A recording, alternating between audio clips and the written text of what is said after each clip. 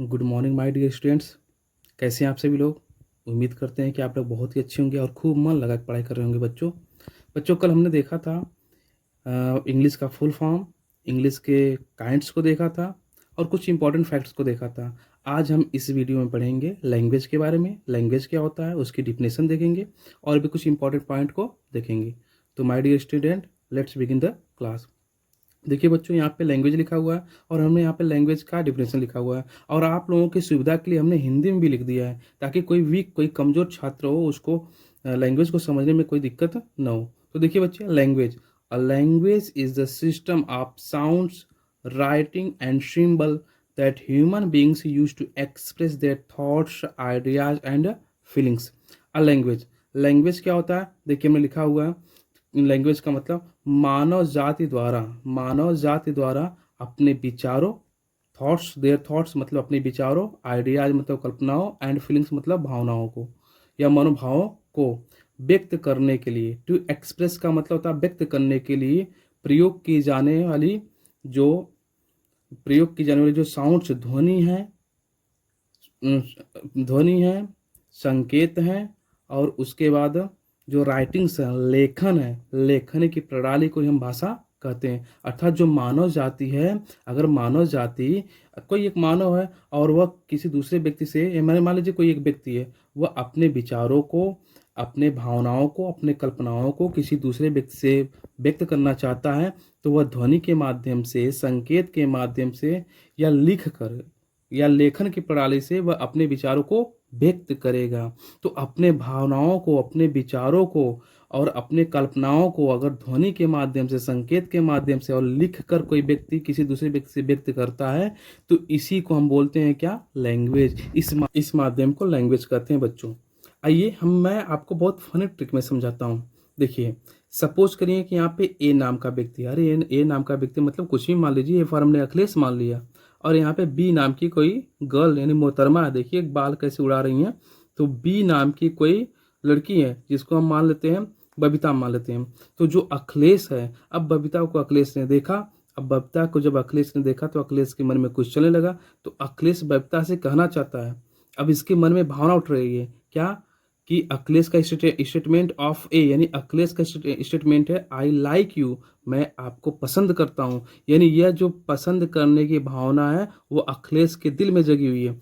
तो जब यह बबीता से बोलता है तो स्टेटमेंट आप भी, यानी बबीता का जो कथन आता है आई लाइक यू टू, और बबीता बोलती है कि मैं भी आपको पसंद करती हूँ। तो अखिलेश की भावना और बबीता की भावना एक दूसरे से क्या हुई? एक दूसरे से आदान प्रदान हुई।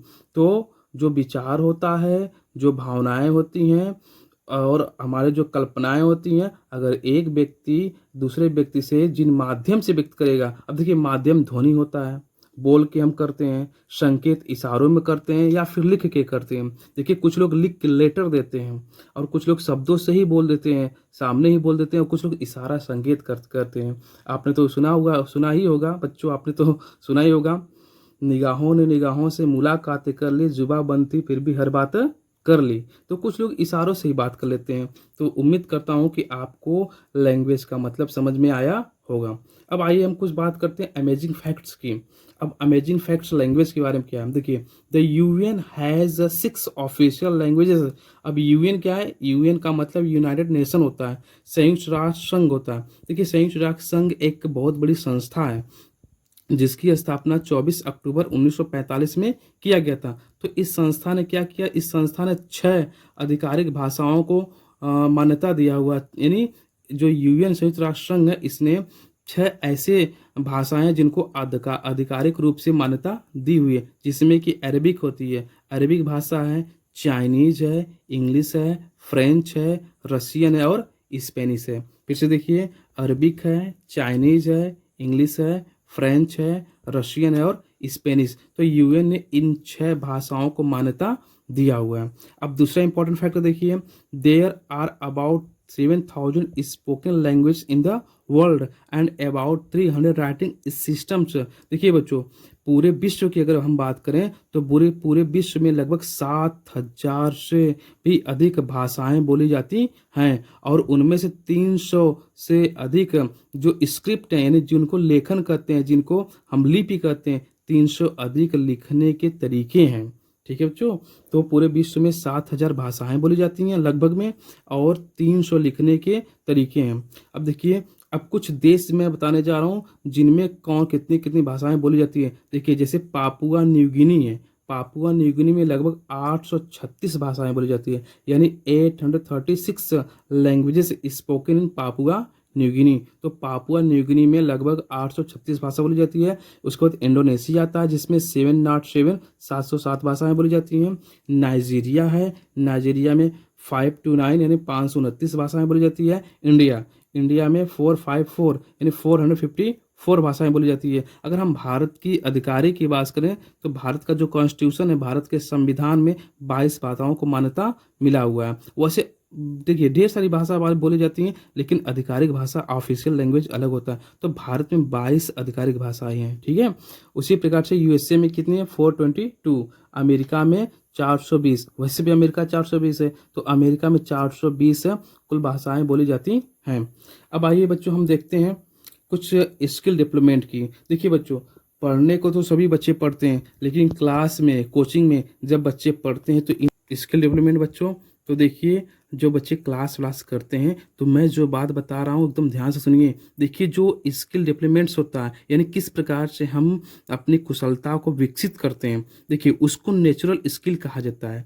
नेचुरल स्किल कहा जाता है, अर्थात प्राकृतिक कुशलता कहा जाता है। देखिए, देयर आर 4 नेचुरल काइंड्स। देखिए, 4 प्रकार की जो नेचुरल स्किल्स होती हैं, जो नेचुरल स्किल्स होती हैं वो 4 प्रकार की होती हैं। बच्चों, नेचुरल स्किल्स कितने प्रकार की होती हैं? तो आप बताएंगे 4 प्रकार की होती हैं। फर्स्ट एल, फिर SRW, LSRW, यानी फर्स्ट एल हो गया, सेकंड एस हो गया, थर्ड आर हो गया, डब्ल्यू फोर्थ पे आता है। तो एल का मतलब लिसनिंग होता है, एस का मतलब स्पीकिंग होता है, आर का मतलब रीडिंग होता है, एंड डब्ल्यू का मतलब राइटिंग होता है। देखिए बच्चों, क्लास में जब भी कोई टॉपिक टीचर पढ़ाते हैं तो सबसे पहले आपको क्या करना है? ध्यान से लिसनिंग करना है, सुनना है। उसके बाद स्पीकिंग, आपको नहीं समझ में आया तो आप स्पीक यानी आप बोलेंगे, पूछेंगे। इसके बाद आपको रीडिंग करना है, पढ़ना है, फिर जाके आप क्या करेंगे? राइटिंग, लिखेंगे। अब एक्चुअली होता क्या है, अब टीचर पढ़ाते हैं, बच्चे सुनते नहीं, लिखना शुरू करते हैं तुरंत। तो बच्चों, यह सीखने का तरीका नहीं होता है। अर्थात सीखने के तरीके को ही हम बोलते हैं स्किल डेवलपमेंट। तो बच्चों, आप सबसे पहले क्या करेंगे? एल करेंगे, लिसन करेंगे क्लास में। उसके बाद आप स्पीक करेंगे, जो टॉपिक नहीं समझ में आएगा आप उसको पूछेंगे। उसके बाद आप रीड करेंगे, पढ़ेंगे, फिर उसके बाद राइट करेंगे। अब देखिए, यहाँ पे 2 चीज़ें लिखी हुई हैं। एक देखिए, स्पीकिंग और राइटिंग। स्पीकिंग और राइटिंग को प्रोडक्टिव स्किल कहा जाता है। जब हम कुछ बोलेंगे तो चीज़ें बाहर, जब हमारे मन से, दिल से बाहर कोई चीज़ें निकलती हैं तो उसको प्रोडक्टिव कहा जाता है। देखिए, स्पीक में कुछ बोलेंगे तो बाहर जाएगा, लिखेंगे तो वो बाहर जाएगा। तो स्पीकिंग और राइटिंग को प्रोडक्टिव स्किल कहा जाता है। और जबकि लिसनिंग और रीडिंग को, देखिए लिसन का मतलब सुनेंगे, तो जो सुनने के बाद हमारे अंदर जाए, यानी हमारे माइंड के, हमारे हृदय के अंदर जाए, तो उसको रिसेप्टिव कहा जाता है। रिसेप्टिव का मतलब ग्रहण करने वाले स्किल्स।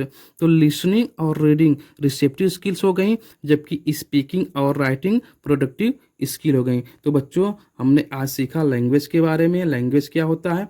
देखिए, फिर से थोड़ा सा मैं लैंग्वेज के बारे में रिपीट कर दूं। देखिए बच्चों, जो लैंग्वेज होता है, हम लैंग्वेज में करते हैं क्या? अपने भावनाओं को, कल्पनाओं को, विचारों को एक दूसरे से व्यक्त करते हैं। और व्यक्त करने का 3 तरीका होता है, तो ध्वनि के माध्यम से, संकेत के माध्यम से, या लेखन के माध्यम से। देखिए, कितने लोग फ़ोन पे बात करते हैं, तो जब फ़ोन पे बात करते हैं तो अपने भावनाओं को वह किसमें? ध्वनि के माध्यम से व्यक्त करते हैं। ठीक है, और कुछ लोग होते हैं लेटर लिखते हैं, तो वो लेखन के माध्यम से व्यक्त करते हैं। तो बच्चों, ये आज की क्लास रही। उम्मीद करूंगा कि आप लोगों को समझ में आया होगा। समझ में आया हो तो वीडियो को लाइक करें, सब्सक्राइब करें और शेयर करें। Thank you so much my dear students.